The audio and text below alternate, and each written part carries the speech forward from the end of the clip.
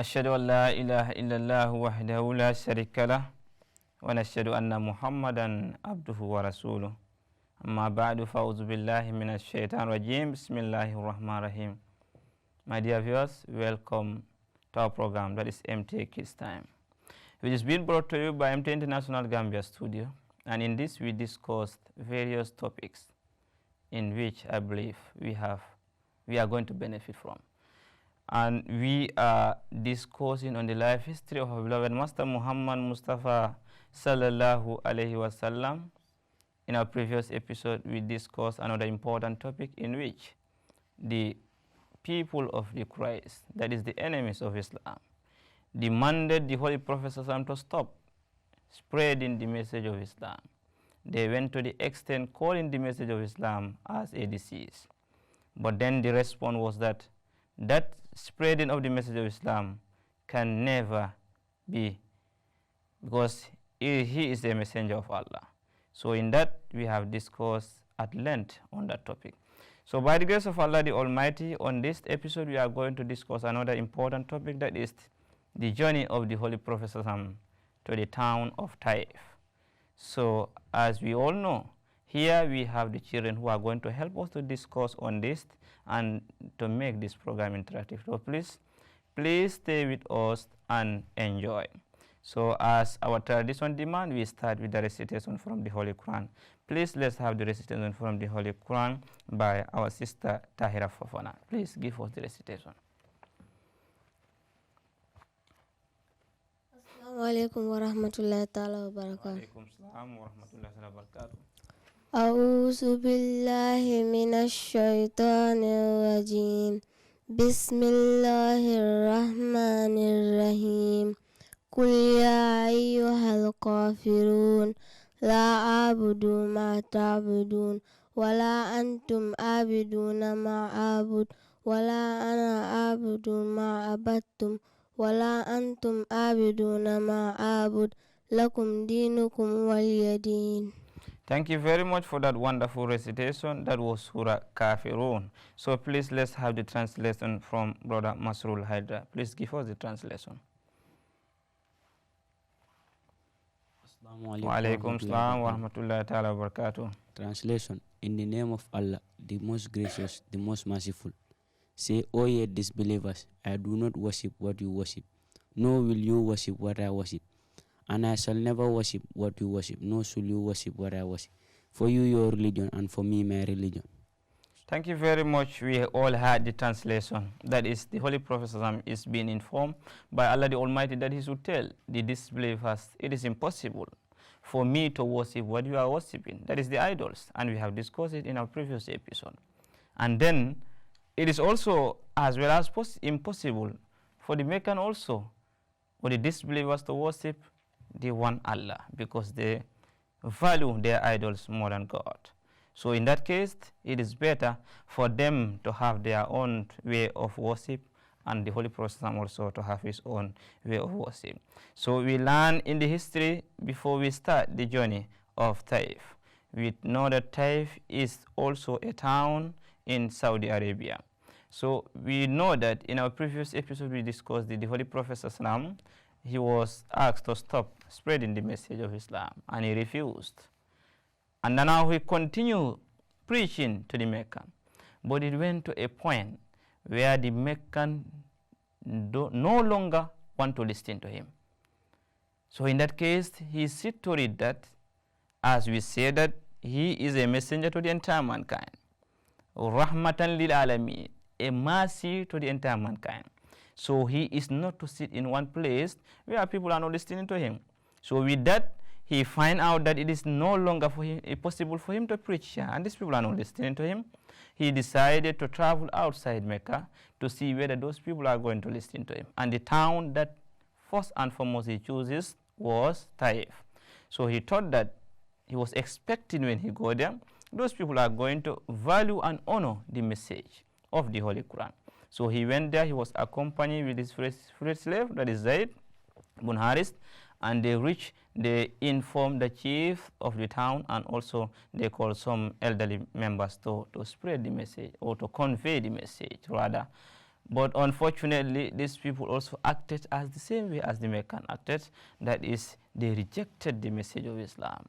And they do not only stop there, but rather they send some boys who have no morals. Those are the people that they pushed to Holy Prophet Sam to send him out of the town and to throw stones to him with his follower, that is Zaid. So this is what they did to him. Those boys sent out the Holy Prophet, they threw stone to him, and also they caused a lot of injuries on his body. He was bleeding. Blood was oozing. The Holy Prophet went out. He suffered a lot. It was so painful after seeing that the Meccan rejected him. The town that he was expecting will accept him. He went there. Those people, in fact, rejected him more. They do not only stop on rejected him, but they caused an injury on his body. So while they are coming back, they took a rest at a garden that was owned by two Meccans who were also opposed to the teaching of Islam. But those people, after witnessing the Holy Prophet, they realized that something has happened to him. They sent one of their slaves, Adas by the name, and this man, they gave him apples to go and take it to him so that he can have something to eat. They feel sympathy for him. So when this man reached there, the Adas, who was a slave to those Meccan people, he was impressed. Because we learn in the Holy Quran, Allah told the Holy Prophet, وَإِنَّكَ لَعَلَىٰ خُلُقٍ عَظِيمٍ, surely you possess the highest moral standard. So Holy Prophet ﷺ, character and way of behavior always attract people. Despite they are not educated, despite you being hard-hearted, his character always attract the people. So this man, after witnessing the Holy Prophet, he was impressed and he was attracted by the Holy Prophet, the way he talked and the way he behaved, his manner. So the Holy Prophet decided to preach, convey the message to him. Eventually, this man finally joined the fold of Islam. So now, this is what happened in his journey, full of disappointment. We do not say frustration because we know prophets are not frustrated.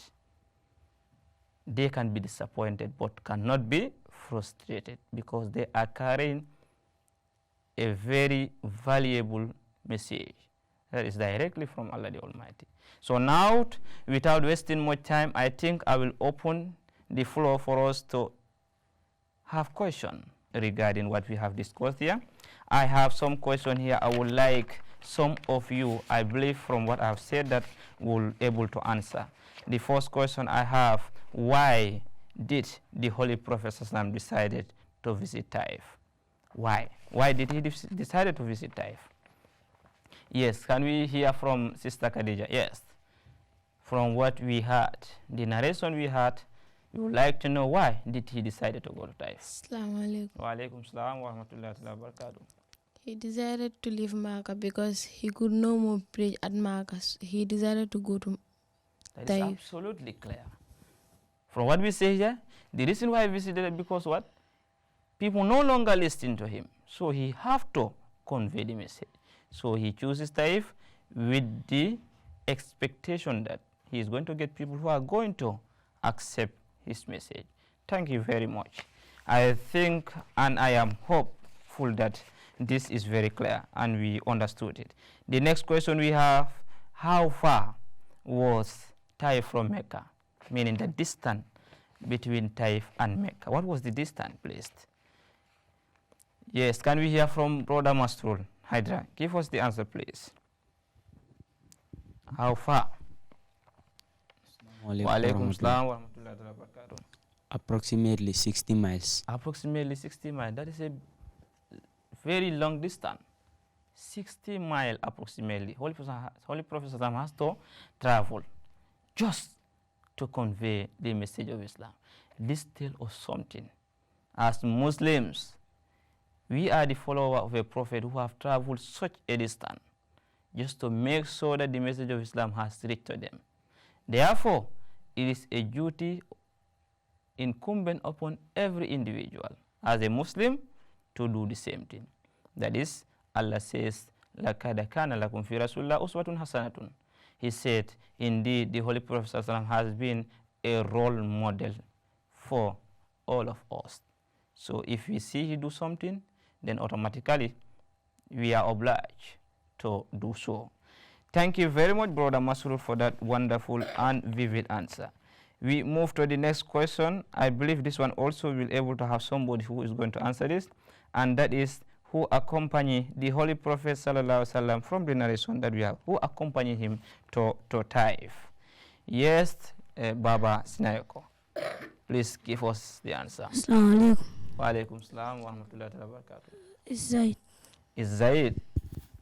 I think we all agree it is Zaid, who was a freed slave. Thank you very much for that answer. And then also we have another question regarding on what we have discussed here. That is, we all know that he went there to Taif. He was accompanied with Hazrat Zaid, and then he went there with a purpose to convey the message of Islam. But then, what was the reaction? What was the treatment that he received from these Taif people also? Yes, what was the treatment? Yes, can we hear from Brother Hassan? Please give us the answer. Assalamu alaikum. They rejected the message of Islam, and they sent boys to send him away, and they threw stones to him, and which made him injured. Very good, very good. That is it. They also do not respond positively. Instead, the same way as Meccan people did. In fact, they have gone so far in rejecting this message to the extent of sending young vagabonds who have no moral, who are ready to harm people. These are the kind of people they send to Holy Prophet so as to persecute him. And eventually, they threw stones on his body and Zaid too, and they caused a lot of injuries which are very painful to Holy Prophet. So now we also know that when the Holy Prophet was taking a resting, when he was resting at that place, as we said in the garden, I forget to mention this, that a very strange and a very good moral that we can learn from the Holy Prophet. We learned that an angel was sent to him to tell him that if it is his desire to see that those people who threw stone or those chiefs in Taif to be destroyed, they are going to be destroyed as soon as possible. But the Holy Prophet ﷺ replied. But for that, I will post that answer there. I would like to ask, what was the reply that the Holy Prophet ﷺ made? When this angel descended on him, they tell him that if you want these people to be destroyed, we are going to destroy them. Did the Holy Prophet ﷺ accepted that? What was his reply? Yes, Fatima, take the mic, please. He replied that they should not destroy. Very good. He replied that they should not be destroyed. That is, no. Because there's a reason. The Holy Prophet ﷺ in fact went further to say that hopefully in the near future these people may have children who may embrace Islam. And this is what is happening today. Taif is a Muslim town today. Suppose the Holy Prophet ﷺ accepted the demand of the angel for the Taif people to be destroyed, not a single human being will remain there who is going to bear a child, or children rather, who are going to accept Islam. But you see how beautiful and sympathetic and soft and mercy the Holy Prophet ﷺ has for humanity. And this was the purpose why he was sent. وَمَا أَرْسَلْنَاكَ إِلَّا رَحْمَةً lil alamin.